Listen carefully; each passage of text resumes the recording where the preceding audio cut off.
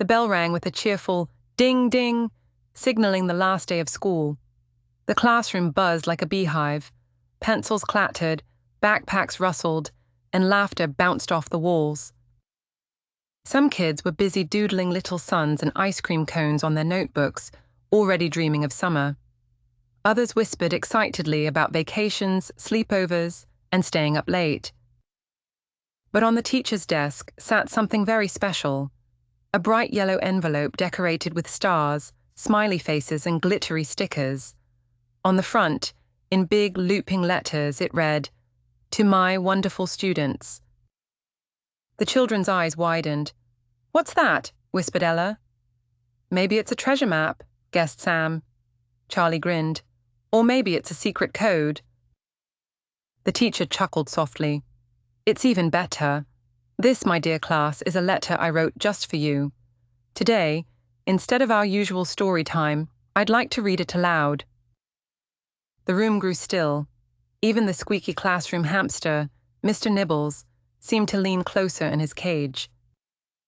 The teacher unfolded the letter and with a warm smile began to read. "Dear amazing students, here we are, the very last day of school. My heart is so full as I think about all the wonderful things we shared together this year. I watched you learn new words and numbers, discover new books, and solve tricky problems. I saw you fall down, get back up, and try again. That is called courage. I watched you share crayons, whisper kind words to a friend who was sad, and clap for someone who worked hard. That is called kindness. And I saw you laugh, oh how we laughed, at silly jokes, at wobbly science experiments, and even at my funny spelling mistakes on the board. That is called joy. I want you to remember something very important. You are braver than you think. You are smarter than you believe. And you are kinder than you know. As summer begins, you'll have new adventures, riding bikes, swimming, reading stories, chasing fireflies, and maybe even eating too much ice cream. Wherever you go, take the lessons you've learned here with you. Be curious, be kind, and never give up when things feel hard. And even though our classroom will be quiet tomorrow, please know this: you will always stay in my heart. Forever and always, I believe in you. With love, your teacher. For a moment, the classroom was silent. The only sound was the creak of the ceiling fan. Then little hands shot into the air. Charlie's hand flew up first. His cheeks were red, but his smile was wide. "I'll miss you, teacher," he blurted. The teacher's eyes twinkled. "And I'll miss you too, Charlie." "I'll come back and visit," shouted Zoe from the back. "Thank you for teaching us," added Daniel, waving both hands. Even Mr. Nibbles squeaked as if he wanted to say goodbye. The teacher laughed and opened her arms. "Come here, my amazing class." The children rushed forward, wrapping their arms around her in the biggest, warmest group hug ever.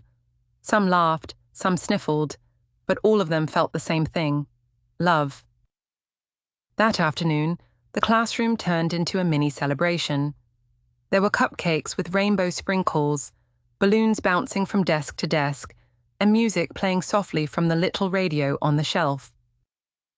The kids signed each other's notebooks with funny doodles and kind messages. "You're the best. Have a cool summer.